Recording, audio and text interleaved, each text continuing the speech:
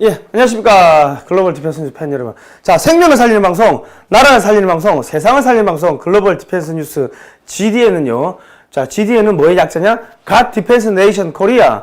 하나님이 보호하시는 나라다, 대한민국은. 그렇기 때문에 우리 종북 주사버린이들은 다 지옥의 불구덩이로 떨어질 거다. 조금만 기다려라. 자, 이제 들어가겠습니다. 우리가 지금 이승만 대통령 관련해가지고, 쭉 이제 이야기를 하다 보니까, 왜 교회 하나님 이야기를 많이 하느냐. 그런 이야기를 또 어느 분이 댓글에 달아주셨는데, 자, 그게 무슨 이야기냐면, 지금 대한민국의 선교사들이, 미국의 선교사들이 한 4천여 명 이상, 들어왔습니다. 그렇게 해가지고 그분들의, 피와 땀과 눈물로서 이 나라에 많은 그 선진 문물이 전해졌고, 그러다 보니까는, 이승만 대통령도 감옥에서 이 성경을 또 이게, 배웁니다. 그리고 선교사님들 도움으로 또 미국 유학도 가고 미국에서 교회를 돌면서 이제 쭉 그런 강연을 조선의 독립에 대해서 강연을 하게 되는데 그렇기 때문에 사실 우리 대한민국의 초대 건국은 교회의 바탕에서 이루어진 겁니다. 그러니까 그 처음에는 똑똑한 사람들이 전부 다 그 교회 사람들, 기독교 신자들, 그런 사람들이 다 똑똑했습니다. 그러다 보니까는 이제 초대 장관이나 이런 사람들 보면 거의 한 50% 가까이가, 이 이승만 내각의 50% 가까이가 이제 기독교 신자였다. 그런데 이제 나중에 이게 이제 박정희 정권으로 들어가면서 이제 군대를 통해가지고 선진 문물이 들어옵니다. 그러니까 이제 군대를 가야지 사람이 된다. 그런 이야기가 있었다. 그러니까 이게 시대적으로 이제 변천사가 있으니까요. 이거를 꼭 종교역이다 이렇게 보지 마시고, 우리 그냥 역사가 있었구나. 그렇게 보시면 되는 겁니다. 자, 해방의 걸림돌이 뭐였나? 지금 미국과 일본이 옛날에는 지금이야 싸우는데 옛날에는 찰떡궁합이었다. 이 누즈벨트 대통령의 친일본 정책이 아주 이게 걸림돌이었다. 자, 그런데 일본의 속마음이요. 천황은 유일신으로서 온 세계로부터 존경과 숭배를 받아야 한다. 천황이 지배하는 세상을 만들기 위해 전 세계를 정복해야 한다. 기독교 그리고 민주주의는 박멸해야 된다. 이거는 천황하고 이게 대척점에 있는 거다. 그런 생각을 갖고 있었죠. 그래가지고 이 이승만 대통령이 지금 이 신문에 보시면 라트리비앙 도리앙트라는 프랑스 신문인데 1933년 2월 22일 제네바의 국제연맹 총회에 모인 외국 사제를 상대로 이승만 박사 외교 사제를 상대로 한 이승만 박사의 활동상을 심은 프랑스 신문 라트리비앙 도리앙이다. 일본 만주 침략 만행을 고발한 인터뷰 기사고 제네바에서 발행이 됐다. 자, 그리고 이승만의 경력과 활동에 대한 소개를 쭉 이렇게 많이 해놨습니다. 그리고 이제 만주 문제와 동아시아의 정치에 대한 그의 견해가 자세히 보도가 되었고, 다른 때와 마찬가지로 이승만은 조선의 독립이 동아시아의 안정과 평화의 필수적 조건임을 설득력 있게 전파했습니다. 근데 왜 프랑스 신문이 이렇게 해줬냐? 영국이 일본 앞세워가지고 이 아시아 지역에서 팽창 정책을 펼치고 있고 하다 보니까 이 프랑스는 원래 영국하고 사이가 안 좋았잖아요. 그러다 보니까 조금 내심 별로 불편했던 것 같아요. 그러니까는 이승만을 인터뷰하고 이승만을 앞세워가지고 소위 말하는 이 영국이 일본을 지원해가지고 동북아시아의 영향력을 확대하고 패권을 공고히 구축하는 그런 작업들을 판을 깨기 위해 가지고 한 게 아닌가 싶은 그런 생각이 듭니다. 전체적으로 돌아가는 거 보면은 안중근 의사가 이토 히로부미를 저격을 했는데 그 뒤에는 그 안중근 의사를 도와준 사람들이 프랑스계의 카톨릭 신부들이었다. 그런 이야기도 나오는 거 보면은 프랑스가 영국이 일본을 앞세워가지고 이 아시아의 이 지배권을 확장하는 거를 좀 방해한 게 아닌가 싶은 그런 생각이 듭니다. 어쨌든 간에 이렇게 인터뷰를 해준 거죠. 그리고 이때 갔을 때 우리 프란체스카 여사를 만납니다.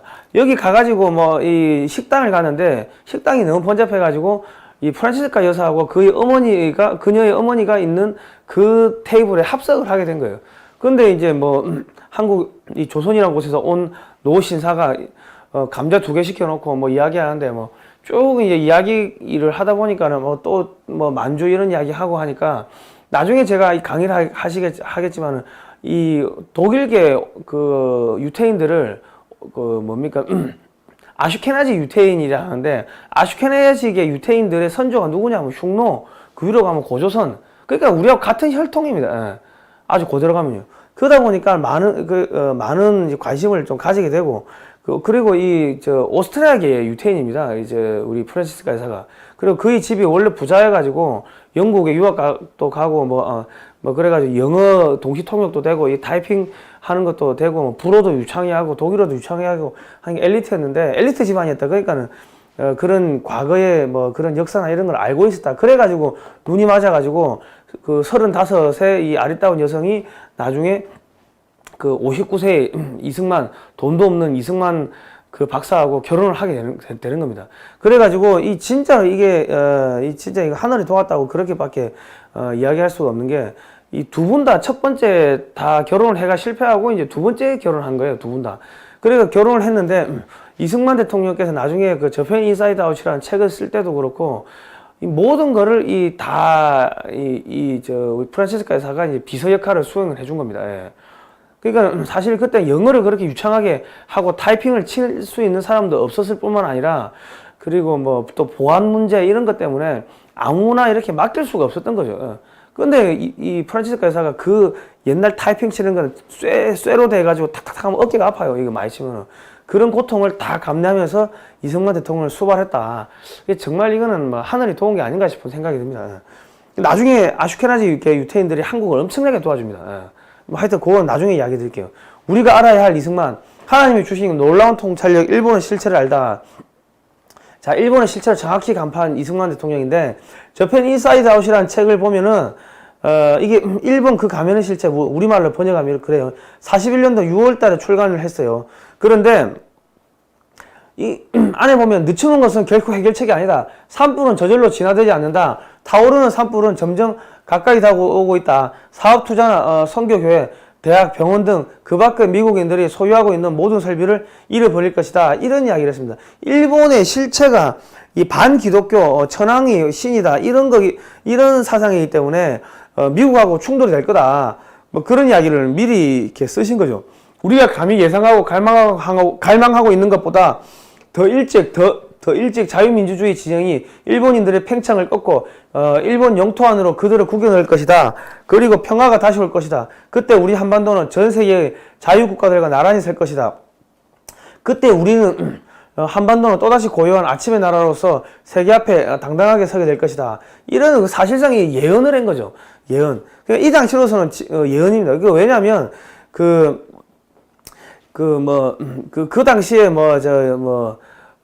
이광수, 춘원 이광수 같은 이런 천재급들의 인사들이 끝까지 소위 말해가지고 거의 한 43년, 44년 거의 끝까지 이 반일을 하다가 답이 없구나 싶어가지고 나중에 친일로 돌아서 버립니다. 그런데 이승만 대통령은 이런 예언을 했다. 그러니까 참 대단하신 거죠. 예. 자, 자유를 즐기는 사람 많지만 자유를 위하여 생명을 걸고 싸우려고 하는 사람은 별로 없다. 자, 그 당시에 표지입니다. 이 표지하고 안에 그 챕터들인데, 자, 그 대지의 작가 펄벅이라는 사람이 있었는데, 이 사람이 이제 노벨 문학상을 탔어요. 그리고 이제 얼마 안 있다가 이 책을 보고서 저편 인사이드 아웃을 읽고서 무서운 진실을 담고 있다. 이런 이야기를 했습니다. 그러면서 한 이야기가, 나는 이 박사가 이 미국 사람들이 거의 알지 못하고 있는 사실, 즉 미국이 1905년에 이 조약, 한미 수호 조약을 수치스럽게도 파기했고 그로 인하여 일본이 한국을 집어삼키도록 허용했다고 말해준 것을 기쁘게 생각한다. 이 박사는 이것이 큰 재앙을 가져오게 한 불씨가 되었다고 말하는데, 나는 두렵지만 이 말은 근거가 있다고 생각한다. 만주사변 이전에도 그것은 무자비한 영토 쟁탈전을 시작하도록 했는데, 그것은 역사상 우리 세대를 인류에 대해 불명예를 저지른 세대로 낙인찍게 만들 것이다. 미국 사람들은 마땅히 이 사실을 알고 있어야 한다. 왜냐하면 만약 이것을 알고 있었다면 이러한 사태가 일어나기를 바랄 사람은 거의 없었을 것이라고 나는 믿기 때문이다. 이것은 한 나라의 국민들 대부분이 모르고 있는 외교에서의 사악함을 증명하는 또 하나의 증거이다. 이 책에 나오는 대부분의 사실들은 익히 알려진 것들이지만 이 박사는 그것들을 한국인으로서 새로운 관점에서 제시하고 있다. 이 책이 중요한 이유는 여기에 있다. 자기 민족의 우월성을 종교적으로 신봉하고 있고 인류에 대한 신의 사명을 믿고 있는 일본인들의 위험천만한 정신세계를 그는 명쾌하게 밝히고 또 강조하고 있다. 이래 되어 있는데 이렇게 이 서평을 써버리니까는 그 독후감을 써버리니까 이게 이제 쫙 퍼진 거죠. 그 노벨 문학상을 탄 사람이 이런 야 이 책 좋다고 쓰니까 다 읽어보게 되는 거죠. 그런데 여기에 나오는 게 지금 이게 1905년에 한미수호 조약을 수치스럽게도 파기했고 이게 엄청나게 큽니다. 왜냐면 이거를 파기해버리니까 1차 대전 때 독일이 각종 국제 조약 이런 거 파기하고 하니까 전 세계가 비난을 했죠. 막 비난하니까 야 뭔 소리 하는 거야? 미국도 한미수호 조약 파기했는데 이거 조약을 파기하라고 한 거 아니야? 만들어 놓은 거 아니야? 조약은 파기하라고 체결했겠지. 이런 식으로 하고 뭉개고 빠져나가 버렸어요. 그러니까는 이게 잘못되고 어그러지면서 이 소위 말해 독일이 이 조약을 파기하고 이 유럽에서 전쟁을 일으키고 그런 조약들을 파기하고 하는 것에 대한 면죄부를 줘버린 결과가 있은 거죠. 그러니까는 이승만 대통령이 나중에 1943년에 5월 15일 날 루즈벨트 대통령한테 조선의 독립에 대해 가지고 왜 독립을 해야 되는지 대해 가지고 이제 편지를 써보내는데 이 한미수호 조약을 1905년에 파기한 이 사실을 이야기를 하면서 야 아시아의 평화의 보루가 이 조선반도인데 이 조미수호통이 그 당시에 조미수호 조약을 이 폐기를 함으로써 일본이 조선을 먹게 됐고 그래가지고 팽창하다 보니 간이 밖에 나가지고 소위 말해가 진주만을 습격하게 되고 그래가지고 수천 명의 젊은 어린 병사들이 죽게 되고 그 이후로 또 동아시아 전쟁이 벌어가지고 5만 몇천 명이 죽게 되지 않았냐. 그러니까 아시아의 평화의 보루는 한반도다, 조선반도다. 당신들은 우리를 지키는 게 당신들의 의무고 사명이다. 이런 이야기를 하셨어요. 그게 다 맥락이 이어지는 겁니다. 자, 그는 미국인들에 대한 일본인들의 태도를 설명하고 나아가 미국인들에게 진실하고 뜨거운 마음으로부터의 경고를 하고 있다. 이 박사는 일본인들에 대한 개인적인 증언은 없으나 다만 일본인들이 가지고 있는 심리 상태가 전 인류에게 얼마나 위험한 것인지를 정확하게 진단하고 있다. 우리들이 나치즘의 구성 요소라고 생각했던 속임수와 거짓 핑계와 망상 등은 히틀러가 탄생하기 이전부터 이미 일본의 정책이었음을 이 박사는 이 책에서 보여주고 있다. 이 책은 미국인들이 읽어야만 할 책이다. 왜냐하면 이 책은 미국인들에게 의해 저술되었으며 지금이야말로 미국인들이 읽어야 할 때이기 때문이다. 다시 한번 말하는데 내가 두려움을 느끼는 것은 이 책에서 말하는 것들이 전부 정말이라는 것이다. 이렇게 이야기를 했습니다. 이 책이 41년도 6월 달에 나왔는데 41년 12월 7일 날 그냥 6개월 있다가 이 진주만 이 공격을 해버리는 거예요. 그렇게 해가지고 미군이 2,400여 명이 전사를 했습니다.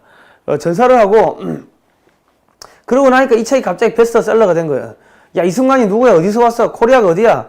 야 한국의 존재도 몰랐는데 한국의 독립의 필연성이 이제 막 알려지게 되는 겁니다. 그러니까 이 나중에 이 소위 말해가지고 이 조미수 조약을 파기하면서 이렇게 그 일본이 진주만도 습격하고 그 태평양 전쟁도 이렇게 생기고 해가지고 많이 죽었어요.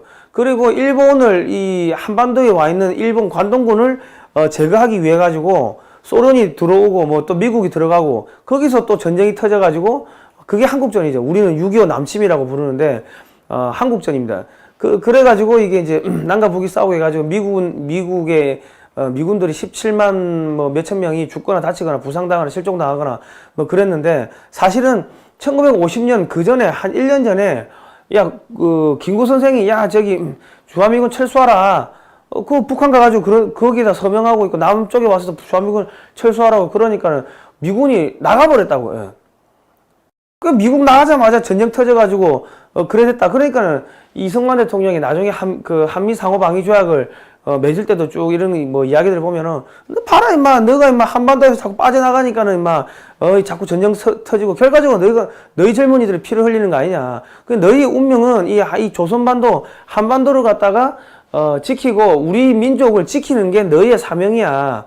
이런 식으로 이제 압박을 하는 거죠. 그리고 너희가 전쟁 터지면은 우리가 도와줄 테니까 우리가 전쟁 터지면 너희가 도와줘. 이 말도 안 되는 이야기를 해가지고 압력을 넣어가지고 이제 그 한미 상호 방위 조약을 성사시키는데 그러니까 이 한미 상호 방위 조약이 뜬금없이 나온 게 아니고 거의 지금 1905년도부터 이런 여러 가지 미국이 한반도를 포기하고 나감으로써 이 벌어지는 그런 사건들이 있었고, 그런 사건들 때문에 너무 많은 피를 흘렸고, 그렇기 때문에 다시는 미군이 여기서 못 나가게 해야 된다.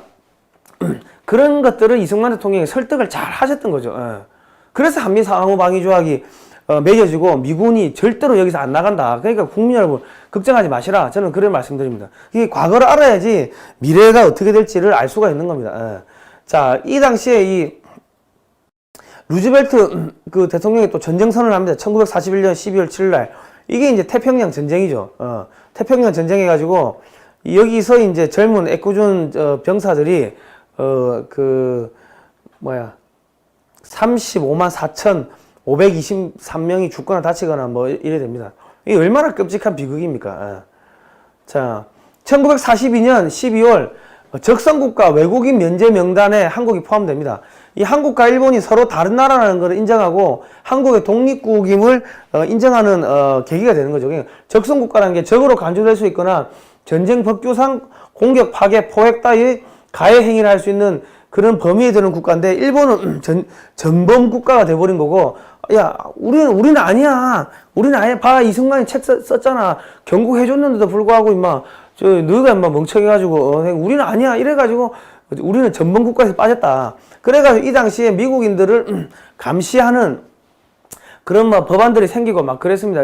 어디 수용소에 막 한 곳에 몰아놓고 그랬어요. 근데 이제 그런 법안들이 지금 미국에 있는 중국의 화교들, 그러니까는 그 공자학원, 공자학원의 임직원들을 스파이로 보고서, 야, 너 6개월마다 네가 어디에 살고 있는지 보고하고, 네가 얼마를 벌었는지 모든 거 보고하라고 이제 그렇게 행정명령을 내렸다. 그러니까 지금 사실 중국하고 전시 상태가 들어갔다고 봐야 되는 겁니다.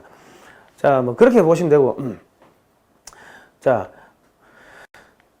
그래가지고 이게 지금 요거는 이제 중국의 장개사가 루즈벨트하고 처칠인데 카이로 회담이 1943년 11월 22일부터 26일까지 있었고, 카이로 선언이 11월 27일 43년도 11월 27일 날 카이로 선언이 있었습니다. 이 당시에 여기는 코리안이죠. 코리안의 노예 상태에 놓여 있음을 유의하여 앞으로 적절한 과정을 통해 한국을 자유독립국으로 할 것을 결의한다. 이런 문구가 이제 여기에 들어가게 된 거죠. 그러니까 사실은 이 저펜 인사이드 아웃이라는 책이 아주 큰 결정적인 역할을 했는데, 이거를 누가 다 쳐줬다? 프란체스카 여사가 쳐줬다. 그러니까 프란체스카 여사가 사실은 대한민국 건국에 이바지한 거 한 절반은 된다. 뭐 그래 보시면 되는 겁니다. 그러니까 그리고 나중에 또 무슨 일이 있냐면은 이 루즈벨트 대통령한테 막 편지를 막 써보내고 하고 하는데, 이제 나중에 루즈벨트 대통령이 잘 받아봤습니다 하고 이제 그 비서실장이 답변을 줘요. 그리고 이제 이 카이로 회담의 초안 문서를 쓴 사람이 호킨스 박사인데, 호킨스 박사가 또 미 의회 내 감리교 출신들하고 아주 사이가 깊었어요. 이승만 대통령 감리교잖아요. 그러니까 이승만 대통령이 쓴 편지를 봤든지, 평소에 하는 이야기를 들었든지, 만나가지고 이야기를 들었든지 알고 있었다. 그러니까 이게 기독교의 그런 이 힘을 빼버리면은 대한민국의 이 독립의 역사도 이게 없어지는 거고, 건국의 역사도 없어져 버리는 겁니다. 그래서 제가 기독교 이야기를 하는 겁니다. 자, 그리고 또 무슨 이야기가 있냐. 이승만 대통령 그 당시에 우리 무장 독립을 했었어야 되는데, 왜 외교 독립으로 갔냐, 이런 이야기를 하는데, 사실 1921년 자유시 참변회 해가지고, 거기서, 우리 독립군이 3,500여 명이 이제 러시아 군한테 학살당합니다. 학살당하는데, 러시아가 무기도 지원해주고, 식량도 지원해줄 테니까 와라 해가지고 갔더만은, 일단 러시아 적군파와 백군파 내전 먼저 해가지고 이기고 나면 우리 지원해줄게. 말이 또 바뀌는 거예요. 공산주의자들은 계속 입만 열면 거짓말 한다고, 그때부터 나온 거예요. 그러니까 말이 바뀌니까, 뭔 소리야 하니까는, 무기 내놔 하니까 무기 못 내놓겠다니까 다 총으로 쏴 죽이고 잡아가지고 시베리아 벌목군으로 갔다가 팔아버리고, 그리고 거기에 남은 사람들 중에 홍범도 장군이나 일부 사람들은 어디로 이르쿠츠크에 있는 소련군 5군단, 적군파 5군단 거기다가 배속시켜가지고 밥하고 빨래하게 하고, 그러니까 노예를 썼다는 거예요. 그러니까 사실 1921년 그 이후로 이 무장 독립 투쟁이라는 거는 없었다고 보시면 되는 거예요. 그러니까 나중에 광복군도 중국군 장제스 군대 밑에서 이 활동을 했고 하기 때문에 사실 우리가 무장 독립을 해가지고 뭐 이렇게 독립을 할 수 있었다, 이거는 새빨간 거짓말입니다. 그리고 그 당시에 관동군은 미국도 그 겁을 내가지고, 야, 이 얘들 무기를 해체하기 위해 가지고, 무기를 수거하고 관동군을 내쫓기 위해 가지고, 소련군을 갖다가 좀 도와달라고 할 정도로 관동군이 셌기 때문에, 우리나라, 이 조선의 그런 독립군들이 갖고 있는 빈약한 뭐 소총, 딱총 같은, 화성총 같은 그런 빈약한 무기라든지 물자 보급 이런 거 가지고, 그 걔들을 기분 나쁘게 모기가 우리 물면은 기분 나쁘잖아요. 짜증나고. 그렇게는 할 수가 있었을는지 모르겠지만은 이 우리가 독립이 되고 이런 거대한 이 흐름에다가 이런 뭔가 역사적 물꼬를 트는 거는 이 택도 없었다, 그래 보시면 됩니다. 근데 우리는 뭐 학교에서 우리 독립군들이 무장 독립 투쟁을 했고 그렇게 해가지고 우리가 다 한 것처럼 이야기를 하는데, 결과적으로는 이 이승만 대통령의 저편 인사이드 아웃, 그리고 원자 폭격, 핵폭탄 2발 맞고, 그게 핵심이었습니다. 그러니까 이게 이 이승만 대통령의 외교적인 노력에 의해 가지고 조선이 독립된 겁니다. 우리 정확하게 알아야 됩니다. 예. 자, 외적이 양양자드가요, 온 세상이 다 저희 것으로 알지만은 얼마 아니해서 벼락불이 쏟아질 것이다. 이러한 히로히토의 멸망이 멀지 않은 것은 세상이 다 아는 것이다. 이게 1942년 6월 이승만의 단파방송 미국의 소리 보이스 오브 아메리카에 나온 이야기입니다. 자, 지금 이 보시면 이 도쿄 대공습을 하는데요. 이게 1945년 3월 10일 날 도쿄 대공습을 합니다. 이 대공습을 하는데 이 또 말을 안 들어요. 항복하라니까. 그래가지고 3시간 동안 2,400톤의 네이팜탄을 투하해가지고요, 이 도쿄 도시 전체가 이렇게 불바다가 됩니다. 나중에 되면 이렇게 불바다가 되고 벼락불이 떨어졌죠. 그러니까 그 아시아의 노스트라다무스야, 예언가라고. 이 나무 전부 다 초토화 돼버렸습니다, 도쿄가. 이랬음에도 불구하고 또 말을 안 듣고 항복을 안 하니까 45년 8월 6일 날 히로시마에 원폭이 투하가 되고 14만 명이 한 방에 죽어버리고, 그래도 말을 안 하니까 8월 9일 날 나가사키 원폭을 또 투하해요. 그 7만 4천 명이 죽습니다. 그러고 나가지고 이 조선이, 이 일본군이 항복하면서 조선이 이렇게 독립을 하게 된 겁니다. 자, 45년 8월 15일 날 우리가 해방이 된 겁니다. 예. 해방이 45년도에 8월 15일 날 해방이 되고 3년 동안 이 건국을 준비를 해가지고 1948년 8월 15일 날 대한민국이 이제 건국이 됩니다. 예. 자, 우리가 알아야 할 이승만, 하나님이 주신 놀라운 통찰력, 공산주의 실체를 알아봤다. 자, 공산주의는 하나님과 교회를 대적하는 적그리스도 세력이다. 공산주의 사상이 뭐 유토피아 좋습니다. 다 같이 이렇게 잘 먹고 잘 살자, 평등하게 분배하고 다 좋아요. 그런데 이 공산주의 사상이 어디서 왔는가 보면요, 우리 기독교 이 성경에 보면 우리 주기도문 있잖아요. 하늘에 계신 우리 아버지의 이름이 거룩히 빛나시며 그의 나라가 임하시며 아버지의 뜻이 하늘에서와 같이 땅에서도 이루어지소서. 그러니까 이게 하늘의 그런 천국을 땅에도 만들겠다, 지상 낙원을 만들겠다, 이거하고 일맥상통하는 것 같아요. 상통하는데 여기서 얘들이 실수한 거는, 이 성경에 보면은 사람을 하나님의 모습으로 창조했기 때문에 사람 한 명 한 명이 소중하다, 이렇게 했기 때문에 우리가 민주주의는 여론도 듣고 인권이라는 게 중요하고 한데, 얘들은 자기가 하나님이 되고 싶었던, 그러니까 스탈린만 하나님이고 레닌만 하나님이고 그 지배층만 하나님이고 나머지는 개돼지다. 그러니까 인권이라는 개념이 없었다. 그래서 성경을 잘못 자기들 마음대로 해석을 해가지고 이단이 돼버린 거예요. 이게 이제 종교화가 돼버린 겁니다. 그러니까 지금 우리가 북한의 수령고 김일성 헌법에 보면은, 북한을 법에 보면 김일성 수령님은 영생불면의 주체 사상을 창조하시고 이래 돼 있는데, 주체 사상이 뭡니까? 그게 수령교예요, 수령교. 사이비 종교라는 거예요. 북한이 국가가 아니고 사이비 종교라고 봐야 됩니다. 그래야지 이해가 되는 겁니다. 말은 지상낙원 좋은데 실제로 거기에 들어가 있는 정신, 사람 한 명 한 명의 인권 이런 거는 무시해버리고 사람 중심. 거기 사람이 뭡니까? 지도층, 지배층, 조선의 양반들이 흡혈귀였지 않습니까? 마찬가지로 이 공산당이 흡혈귀가 되고 걔들이 하나님이 되겠다. 나머지는 그냥 개돼지다. 우리를 떠받들어라. 그렇게 해석을 잘못한 거죠. 그러니까 사이비 종교 집단들하고 이 공산주의, 공산당, 북한 애들하고 똑같은 겁니다. 그 성경을 이상하게 해석을 하면은 이런 이단에 빠지게 된다. 이 사이비 종교가 된다.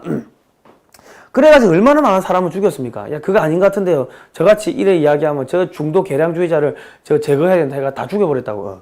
자, 10월 혁명, 볼셰비키 혁명, 1917년 11월 7일에서 8일까지 이렇게 쭉 있었고, 최초의 마르크스주의, 공산주의 혁명이 생겼다. 그 전 세계적으로 공산주의 열풍이 불었습니다. 자, 이렇게 해가지고, 이 전 세계가 다 빨간색이 돼버렸어요. 그러니까 이게, 지금 전 세계가 이 빨간색이 됐는데, 지금 미국이 하려고 하는 거는, 그 주기도문에 나온 대로 전 세계를, 이 하늘의 그 천국의 상태를 지구 마을 곳곳에 만들겠다. 그렇게 위해 가지고 인권이라는 걸 중요시하고 자기들이 그 물자 많이 나는 것들 갖다가 미국에 쌀도 많이 나고 많이 나잖아요. 그런 것들을 못 사는 나라한테 막 이게 지원도 해주고 하는데, 그러니까 이 성경을 제대로 이해하고 성경적으로 가려고 하는 게 미국이었고, 성경을 이상하게 인용하고 해가지고 이제 자기들만의 이런 그런 사이비 종교 집단을 만든 게 소련, 중국 공산당, 북한 공산당, 그렇게 보시면 되는 겁니다. 예. 그러니까, 이게 깊은 이야기인데, 나중에 이 적군파가 소련을 만들고 하는데, 어떻게 해가지고, 저렇게 됐냐. 그러니까, 프랑스 대혁명을 우리가 좀 봐야 되는데, 프랑스 대혁명이 이제 무신론이 거기서 나옵니다. 그거 왜 무신론이 나오냐. 그러니까, 미국과 영국의 독립전쟁에 또 프랑스가 또 가서 미국 쪽을 지원해 줍니다. 그러면서 이 전쟁이 완전히, 나가지고 완전히 경제가 파탄이 돼버리는 거죠. 예. 파탄이 나니까, 야, 우리는 이렇게 못 먹고 못 사는데, 저기, 가톨릭 신부들, 저기, 주교들, 귀족들, 저 사람들은 저렇게 잘 먹고 잘 사네? 야, 저러면은, 신이 없구나. 신은 죽었다. 야, 신이 다 공평하다고 했는데, 하나님 아버지라며. 근데 왜 자식들이 이렇게 죽어가고 있는데, 쟤들은, 사제들은, 가톨릭 신부들은 저 잘 먹고 잘 살아? 야, 이거 불공평하다. 이래가지고, 야, 이따위 것 같으면 신은 필요 없다 해가지고, 프랑스 대혁명 일어나면서 가톨릭 신부들을 갖다가 전부 다 선박에 노예로 갖다 팔고 막 그랬어요. 그래서 성경을 불지르고 그러면서 거기서 무신론이 생겨가지고 그게 독일로 들어가고 독일에서 또 이 소련으로 들어가가지고 야, 성경은 성경에 있는 내용들을 그대로 차용을 하되 신은 죽었다. 하나님 죽었다. 그러면서 그러면 하나님 죽어서 내가 하나님 되겠네. 거기서 그런 백그라운드 배경에서 이 공산주의가 나온 겁니다. 그러니까 이 세계 역사하고 세계 역사적 전쟁은 다 종교에서 나온 겁니다. 예. 자, 소비에트 연합이 이제 출범을 했어요. 1922년 12월 30일부터 1991년 12월 26일 69년 동안 있었는데, 이 당시에 1919년, 20년, 21년 그 당시에 우리의 상해 임시정부를 지원해 준 거는 이 적군파다. 레닌의 자금으로 상해 임시정부가 운영이 됐다. 그렇게 보시면 됩니다. 그 당시에 상해 임정의 국무총리였던 이동희가 우리는 적군파 러시아 공산당을 지지한다. 우리가 핵심 사회주의 세력이다. 이런 식으로 선언도 하고 막 그랬어요. 돈도 2번 받아오다가 배달 사고 나가지고 제1차 국제공산당 자금 탈취 사건, 제2차 국제공산당 자금 탈취 사건 해가지고 서로 총질하고, 우리 상해 임정 독립군끼리 서로 총질하고, 김구가 사람 시켜가지고 배달 사고 낸 김립이 맞나요? 그 사람 총으로 쏴 죽이고 그런 지저분한 역사가 있었다. 그래서 우리 지금 문재인 정권이 상해 임정 100주년 행사를 하겠다고 하고, 건국이 상해 100주년 부터인 1919년부터다 이런 이야기를 하는데, 그게 사회주의 혁명, 공산주의 혁명 하는 그 시절로 돌아가겠다는 이야기를 하고 있는 겁니다.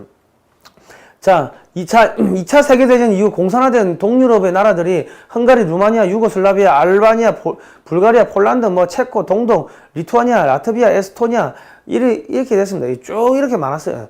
해방 후 우리나라가 78%가 사회주의 공산주의를 지지했다. 이게 46년도 군정청, 미군정청 조사인데, 제가 말씀드린 게 그 상해 임재영이 그 레닌의 자금을 받아 활동했기 때문에 거기 민족 지도자다 하고 이렇게 나중에 들어와가지고 우리가 반일 운동했다고 하니까 아 정말 저런 좋은 분들이 했던 사상이나 그런 게 뭐야? 아 공산주의 사회주의 그게 뭔지는 모르겠지만 좋은 거 같네 해가지고 국민들이 다 걸러 넘어가 버린 거예요. 이 완전히 빨간색이다. 그러니까 대한민국은 태어날 수도 없었고 이 뭐 태어났다 하더라도 벌써 망에 자빠지 써야 되는 나라인데 뭐 때문에 잘 버텼냐? 미국이 도와줘서 버티겠다. 그리고 하나님이 도와준 거다. 그래 봐야 됩니다. 이거는 뭐 대한민국 역사를 보면은 이 신의 섭리가 이게 쭉 보입니다. 예. 정말 절체절명의 순간에 기적들이 많이 벌어집니다. 예. 자, 사회주의 공산주의가 무엇일까? 모든 민중이 노동의 대가로서 정당하고 평등하게 분배받는 사회, 이 땅에 유토피아 천국을 건설하는 것. 말은 좋아요. 근데 이 중간에 자, 사람이 종교를 만들었지, 종교가 사람을 만들지 않았다. 종교는 아편이다. 공산주의 창시자 칼 마르크스. 아까 제가 이야기했죠. 프랑스 대혁명의 무신론이 다 이쪽으로 독일로 들어가고, 소련, 러시아 쪽으로 들어갔다. 왜냐하면 얘들이 그 아슈케나지계 유태인들이요. 이거 몇백 년 전에 종교혁명을 했던 그 집단입니다. 그렇다. 제가 자세한 건 나중에 또 말씀드릴게요. 자, 교회는 노동자, 농민, 무산 대중의 원수다. 대형 교회부터 파괴해야 된다. 블라디미르 레닌. 그래가지고 1970년대에 김일성이가, 김일성 교실 내리는 게 한국의 교회를 파괴하라. 그래가 지금 한국의 교회들이 다 이상해진 거 아닙니까? 가톨릭도 이상하고, 절도 불교도 이상해지고. 자, 3년 안에 크리스천들을 다 없앤 후 마지막 한 사람 남은 것을 전국 TV에 보여준 후 처치하여 크리스천들의 씨를 말려버리겠다. 소련 공산당 총리 흐르시초프가 이런 이야기 했고, 공산주의는 반기독교 세력이다. 이렇게 보시면 되겠습니다. 자, 오늘 제가 여기까지 하고요.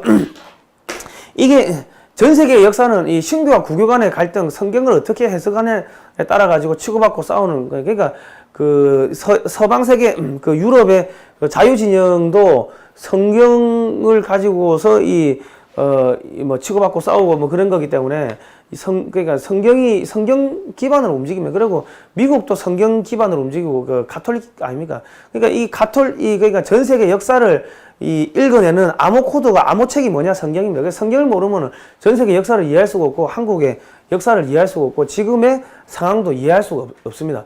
자, 오늘은 여기까지 하고요. 그러니까 제가 하나님 안 믿어도 그 성경책 보시라고 하는 게, 전 세계를 이해하려면 어쩔 수가 없어요.